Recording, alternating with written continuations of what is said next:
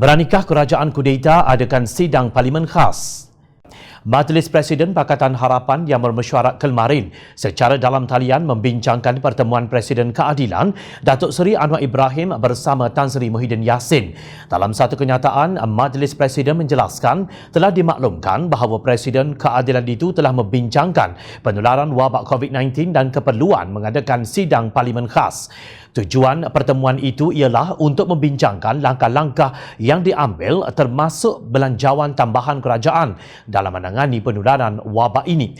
Majlis Presiden berpendirian bahawa sidang parlimen khas berkenaan COVID-19 wajar dan perlu diadakan sebelum tarikh 18 Mei 2020 yang diumumkan sebelum ini kerana proses semak dan imbang yang merupakan tiang seri demokrasi amat diperlukan termasuk sewaktu kita memerangi COVID-19. Sekiranya kerajaan enggan mengadakan sidang parlimen khas, Majlis Presiden berpandangan sidang mesyuarat pada 18 Mei perlu diadakan selama sekurang-kurangnya 2 hari bagi memberi ruang kepada ahli-ahli Dewan Rakyat membahaskan isu-isu yang berkaitan wabak ini, kata kenyataan itu.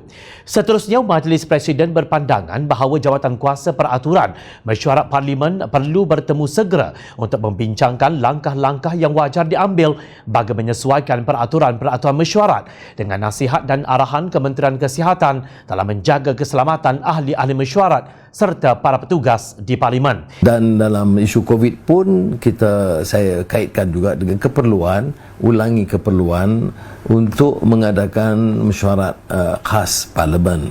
Supaya isu politik, usul undi tak percaya, kemungkinannya itu semua kita ketepikan dan kita tumpu hanya rancangan pemulihan ekonomi untuk rakyat, beberapa langkah keselamatan, PKP atau MCO, dan ini dapat dibincang bersama oleh semua ahli parlimen supaya mendapat satu konsensus. Ini termasuk mempertimbangkan kesesuaian mengadakan sidang Dewan secara dalam talian seperti yang diusahakan di beberapa negara lain menurut kenyataan tersebut. Oleh itu, kami turut mencadangkan agar satu pertemuan diadakan di antara Yang di-Pertua Dewan Rakyat, Wakil Kerajaan dan Ketua Setiausaha Pakatan Harapan yang berhormat Datuk Seri Saifuddin Nasution bagi membincangkan perkara ini pada kadar segera, tegas mereka. Kerajaan baru saja mengesahkan menerima sebanyak 300 juta dolar Amerika atau 1.3 bilion ringgit daripada dana 1MDB yang telah dipulangkan kepada Malaysia oleh Kerajaan Amerika Syarikat. Muhyiddin berkata jumlah itu merupakan dana diperoleh semula hasil daripada penyitaan aset berkaitan 1MDB di bawah inisiatif pemulihan aset kleptokrasi oleh Jabatan Keadilan DOJ Amerika Syarikat.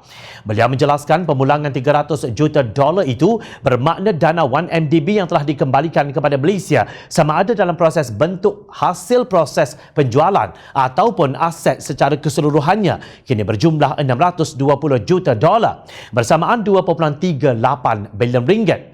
Rakyat turut gembira ini kerana selain membuktikan dakwaan Pakatan Harapan bahawa wang 1MDB dicuri adalah benar, jumlah itu akan membantu dalam mengisi kantung negara. Ingat, ia wang rakyat yang harus dikembalikan kepada rakyat, bukan untuk membayar allowance ahli parlimen yang menjadi pengerusi GLC dan agensi kerajaan yang mungkin tidak bekerja kerana wujudnya Perintah Kawalan Pergerakan PKP. Namun persoalannya, beranikah Muhyiddin mengadakan persidangan khas itu sedangkan ahli kabinetnya asyik menerima kritikan daripada kalangan rakan mereka dalam gabungan Perikatan Nasional sendiri.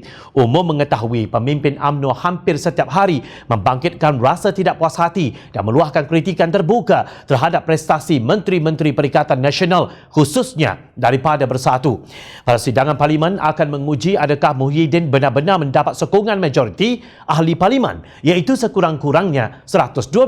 Mampukah pengagihan ghanimah kedudukan dalam GLC menjadi dedak yang menutup mulut mereka? Kita tunggu apa jawapan Muhyiddin. Hai! Jangan lupa klik kanan untuk rentasan berita, klik kiri untuk keratan berita dan jangan lupa untuk subscribe kami tahu.